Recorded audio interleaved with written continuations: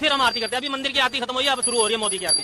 56 inch का scene. Modi ji हमारे पापा है। देखिए हमारा भगवान, हमारे योगी जी जो हैं और मोदी जी हैं, वास्तव में हमारे आज के भगवान हैं। बात क्या है कि ये शब्द बोले हो? हम नहीं पूछ रहे हैं, बोले कैसे बोले? हम औरत है ना, घर पर संभाल सकते हैं। तू तो मेरा भाई है, कंधे से कंधा मिला के संभाल लेंगे। तू मेरे जैसे सब कुछ बने। मोदी भगवान जिंदाबाद। कहते मोदी वोट अच्छी बोलता भोंकने तो कुत्ता है। एक टाइम खाएंगे, नमक रोटी खाएंगे, लेकिन भाजपा को जिताएंगे। एक टाइम गोबर खा लेंगे, एक टाइम खाना खाएंगे। हमको मोदी चाहिए। मोदी हमारा पति, हमारा भाई, हमारा लिविंग गॉड है वो, लिविंग गॉड। मैं खुद ही अपने आप मानने लगा हूँ कि शायद परमात्मा ने ही मुझे किसी काम के लिए भेजा है। ऐसा कौन सा भगवान है जो धरती पर रहते हैं? नरेंद्र 17 सितंबर 1950 गुजरात के महसाणा जिले के छोटे से कस्बे पड़नगर में एक बच्चे का जन्म हुआ। शायद उस समय किसी ने नहीं सोचा होगा कि यह बच्चा एक दिन दुनिया के सबसे बड़े लोकतंत्र पर नेतृत्व करेगा। उसका नाम था नरेंद्र दामोदर दास मोदी। मोदी का बचपन किसी राजमहल में नहीं बल्कि एक साधारण परिवार में बीता। उनके पिता दामोदर दास मोदी रेलवे स्टेशन के पास चाय बेचते थे, जबकि उनकी मां हीराबेन घरों में काम करके परिवार की मदद करती थी। परिवार बड़ा था और आर्थिक संसाधन सीमित। कहा जाता है कि स्कूल जाने से पहले और छुट्टी के बाद नरेंद्र अपने पिता की चाय की दुकान पर हाथ बटाते थे। इसी दौरान उन्होंने अलग अलग तरह के लोगों से मिलना जुलना और बातचीत करना सीख लिया। मोदी के बचपन से जुड़ा हुआ किसी किस्सा के बारे में आपसे बात करूं तो सबसे मजेदार किस्सा जो सामने आता है, बताया जाता है कि एक बार उन्हें एक छोटा मगरमच्छ का बच्चा तालाब के किनारे में मिला। वे उसे घर ले आए, लेकिन उनकी मां ने समझाया कि जिस तरह तुम्हें अपने घर में अच्छा लगता है, उसी तरह उस जीव को तालाब में अच्छा लगता है, वही उसका घर है। इसके बाद नरेंद्र उस मगरमच्छ के बच्चे को वापस तालाब में छोड़ आए। इस घटना का उल्लेख कई जीवनी पुस्तकों में मिलता है। बचपन में आप इतने शरारती थे कि तालाब में से मगरमच्छ का बच्चा उठा के घर ले आए। मैं शरारती कम साहसिक ज्यादा था। हमारी बात सही है कि थोड़ा मेरे गांव में बहुत बड़ा तालाब है और मुझे तैरने का। बेचने वाले इस युवक के जीवन में अब नया मोड़ आना शुरू हो गया था। राष्ट्रीय स्वयंसेवक संघ में वर्षों तक प्रचारक रहने के बाद नरेंद्र मोदी ने संगठन की बारीकियां सीख ली, लेकिन अब उनका सफल केवल समाज सेवा तक सीमित नहीं रहने वाला था। जल्द ही वे उस राजनीति में कदम रखने वाले थे जहां हर फैसला लाखों लोगों की जिंदगी पर असर डालता है। बचपन से ही राष्ट्रीय स्वयंसेवक संघ आरएसएस से जुड़ाव और किशोर अवस्था में शाखाओं की नियमित भागीदारी उनकी महत्वपूर्ण रही है। पूर्णकालिक आरएसएस प्रचारक बने और संगठनात्मक कार्य भी उन्होंने संभाले। 1980 के दशक में भाजपा के साथ काम शुरू किया और 1987 में औपचारिक रूप से भारतीय जनता पार्टी में शामिल हो गए। अहमदाबाद नगर निगम चुनाव में संगठन की जिम्मेदारी मिली और भाजपा को सफलता मिली। लाल कृष्ण आडवाणी की रथ यात्रा और मुरली मनोहर जोशी की एकता यात्रा के प्रबंध से राष्ट्रीय स्तर पर उन्हें पहचान मिलने लगी। अदालत का फैसला क्यों नहीं मानते? अदालत क्या इस बात का फैसला करेगी कि यहाँ पर राम का जन्म हुआ था कि नहीं हुआ था?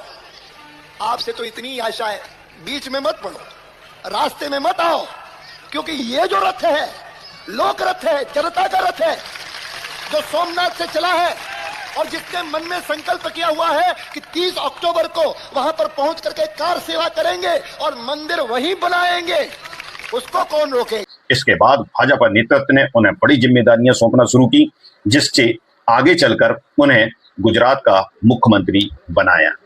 साल 2001 गुजरात भुज भूकंप की त्रासदी और राजनीतिक अस्थिरता से जूझ रहा था। भाजपा नेतृत्व तत्कालीन मुख्यमंत्री केशुभाई पटेल के कामकाज से संतुष्ट नहीं था। ऐसे समय में संगठन के रणनीतिकार नरेंद्र मोदी को दिल्ली से बुलाकर गुजरात की कमान सौंप दी गई। 7 अक्टूबर 2001 को उन्होंने पहली बार गुजरात के मुख्यमंत्री के पद की शपथ ली। मुख्यमंत्री बनने के कुछ ही महीने बाद 27 फरवरी 2002 को गोधरा में साबरमती एक्सप्रेस के एक डिब्बे में आग लगने से 59 लोगों की मौत हो गई। इसके बाद गुजरात के कई हिस्सों में भीषण सांप्रदायिक हिंसा भड़क उठी। आधिकारिक आंकड़ों के अनुसार इसमें 800 के लगभग मुस्लिम और करीब 250 हिंदुओं की जान चली गई, जबकि स्वतंत्र आकलनों में मृतकों की संख्या इससे अधिक बताई जाती है। दंगों के दौरान नरेंद्र मोदी और उनकी सरकार पर आरोप लगे कि हिंसा रोकने में प्रशासन विफल रहा और पर्याप्त तेजी से कार्रवाई नहीं की गई। इन आरोपों के बाद कई जांच हुई। सुप्रीम कोर्ट की निगरानी में गठित SIT ने 2012 में मोदी के खिलाफ अभियोजन योग्य साक्ष्य नहीं पाए और 2022 में सुप्रीम कोर्ट ने इस क्लोजर रिपोर्ट को बरकरार रखा। वहीं आलोचक आज भी मानते हैं कि प्रशासन की भूमिका पर सवाल पूरी तरह खत्म नहीं हुए हैं। 2002 के दंगों में नरेंद्र मोदी की छवि राष्ट्रीय और अंतर्राष्ट्रीय स्तर पर बेहद विवादित हो गई थी, लेकिन इसके बाद उन्होंने विकास, निवेश और गुजरात मॉडल को अपनी राजनीति का हिस्सा बनाया और वाइब्रेंट गुजरात जैसे निवेश सम्मेलनों और औद्योगिक विकास की चर्चा ने समर्थकों के बीच उन्हें एक मजबूत और निर्णायक प्रशासक की छवि दी।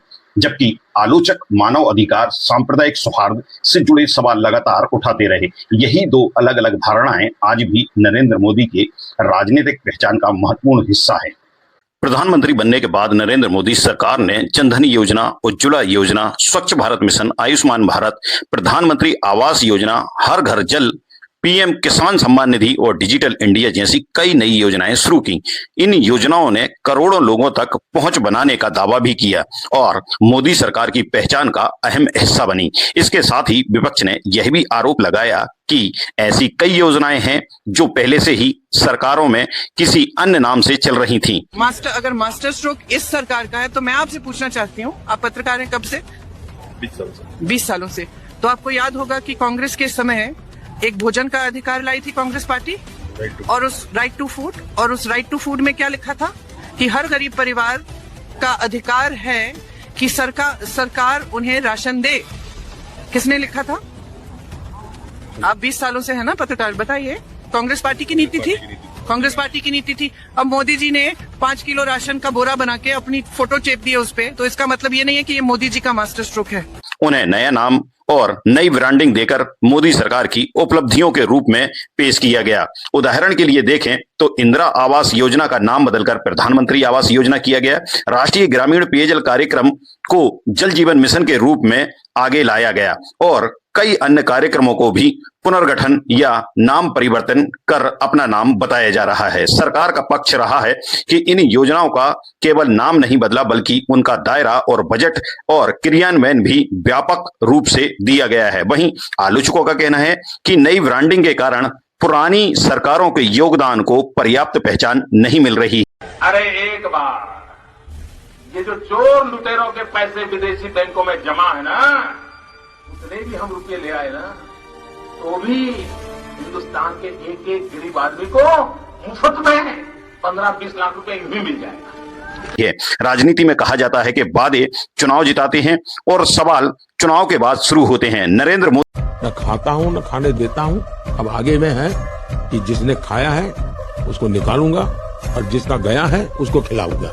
मोदी के कई बड़े चुनावी वादे आज भी बहस का विषय बने हैं। 15 लाख हर साल 2 करोड़ लोगों को रोजगार और ऐसे कई दावों पर विपक्ष ने जुमला शब्द का ऐसा हथियार बनाया कि वह भारतीय राजनीति का स्थायी हिस्सा ही बन गया। समर्थकों ने कहा, देखो मोदी जी की सरकार आने पर 100 दिन के भीतर हम सैकड़ों नहीं लाखों करोड़ रुपए देश को वापस दिलाने का काम शुरू करवाएंगे। हजारों करोड़ रुपए स्विस बैंक में चले गए, गरीब के पेट में से लूट करके विदेशों में बैंकों में जमा किया हुआ है। बातों का संदर्भ बदला गया है। आलोचकों ने कहा वादे बदल गए लेकिन जनता इंतजार करती रही।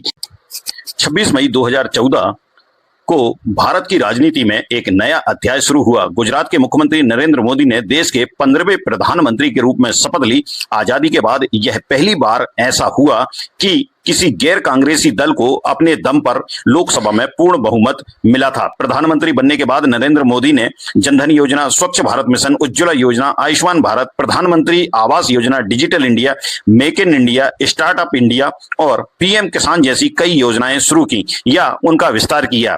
इन पहलों ने करोड़ों लोगों तक पहुंच बनाने का दावा किया और मोदी सरकार की पहचान का प्रमुख हिस्सा बनी।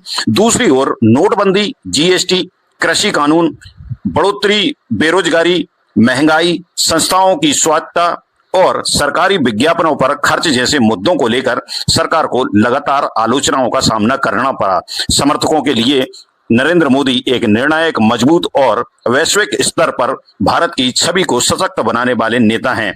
वहीं आलोचकों के लिए उनका कार्यकाल लोकतंत्र, सामाजिक सौहार्द और जवाबदेही से जुड़े कई प्रधानमंत्री बनने के बाद नरेंद्र मोदी ने विदेश नीति को अपनी सरकार की प्रमुख प्राथमिकताओं में रखा।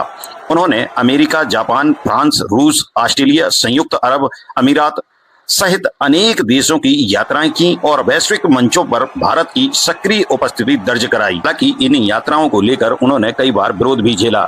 हिंदुस्तान के प्रधानमंत्री इटली के प्रधानमंत्री को मेलोनी को मेलोडी टॉफी दिए हैं। लोगों का यही कहना रहता है कि अगर वह विदेश जा रहे हैं या विदेश यात्राएं कर रहे हैं तो उससे भारत को क्या फायदा हो रहा है।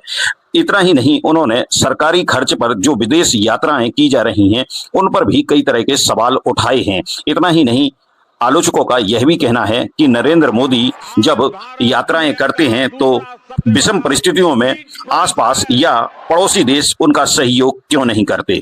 नरेंद्र मोदी के कार्यकाल में भारत ने पाकिस्तान के खिलाफ पहले की तुलना में अधिक आक्रामक सैन्य रूप अपनाया है। साल 2016 में उरी हमले के बाद भारत नियंत्रण रेखा पार कर सर्जिकल स्ट्राइक की।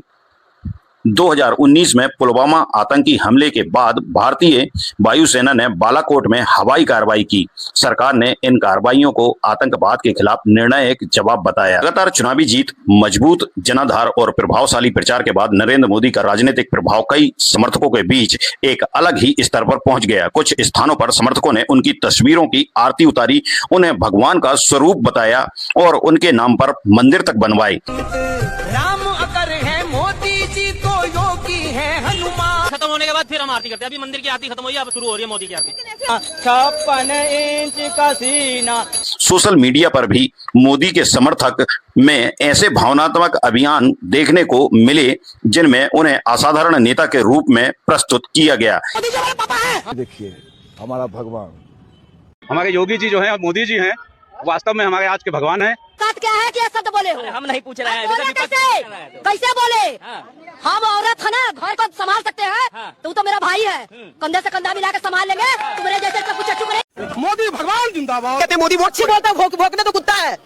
एक टाइम खाएंगे, नमक रोटी खाएंगे, लेकिन भाजपा को जिताएंगे। एक टाइम गोबर खा लेंगे, एक टाइम खाना खाएंगे। को मोदी चाहिए। मोदी हमारा पति, हमारा भाई, हमारा लिविंग गॉड है। वो लिविंग गॉड। हालांकि यह पूरे समाज की भावना नहीं थी, बल्कि कुछ समर्थकों की पहल थी। आलोचकों ने इसे व्यक्तित्व पूजा कहकर लोकतंत्र के लिए चिंताजनक बताया, जबकि समर्थकों ने इसे अपने नेता के प्रति सम्मान और विश्वास का प्रतीक बताया। शायद भारतीय राजनीति का यह ऐसा दौर था जब किसी जीवित प्रधानमंत्री के प्रति समर्थन केवल राजनीतिक नहीं बल्कि कई जगह भावनात्मक और प्रतीकात्मक रूप भी लेने लगा। एक छोटे से रेलवे स्टेशन पर चाय बेचने वाले बच्चे से लेकर दुनिया के सबसे प्रतिभाशाली नेताओं में शुमार होने तक का सफर, यह कहानी जितनी प्रेरणा की है उतनी ही विवादों की भी। किसी के लिए नरेंद्र मोदी भारत को नई पहचान देने वाले निर्णायक नेता हैं, तो किसी के लिए वे लोकतंत्र, संस्थाओं और सामाजिक सौहार्द को लेकर कई सवाल छोड़ जाने वाले प्रधानमंत्री। उनके समर्थक उन्हें विश्व गुरु, भारत का निर्माता मानते हैं, तो आलोचक कहते हैं कि सत्ता जितनी मजबूत हुई उतनी ही असहज सवाल भी बढ़े हैं। इतिहास किसी नेता का फैसला उसके भाषणों पर नहीं बल्कि उसके फैसलों, उनके असर और आने वाली पीढ़ियों की राय से करता है। नरेंद्र मोदी की कहानी भी अभी पूरी नहीं है। आने वाले वर्षों में इतिहास तय करेगा कि उन्हें भारत के सबसे महान प्रधानमंत्रियों में गिना जाएगा या सबसे विवादित नेताओं में। लेकिन एक बात निर्विवाद है, नरेंद्र मोदी केवल एक राजनेता नहीं बल्कि 21वीं सदी के भारत की राजनीति के सबसे गहराई से प्रभावित करने वाला चेहरा बन चुके हैं। उनकी विरासत पर बहस आज भी जारी है और शायद आने वाले कई दशकों तक जारी रहेगी। आपकी नजर में नरेंद्र मोदी कौन है? एक दूरदर्शी नेता, एक सकुशल चुनावी रणनीतिकार या फिर भारतीय राजनीति के सबसे विवादित व्यक्तियों में से एक? अपनी राय कमेंट्स में जरूर दें और स्टोरी अच्छी लगी हो तो लाइक्स और चैनल को सब्सक्राइब जरूर करें।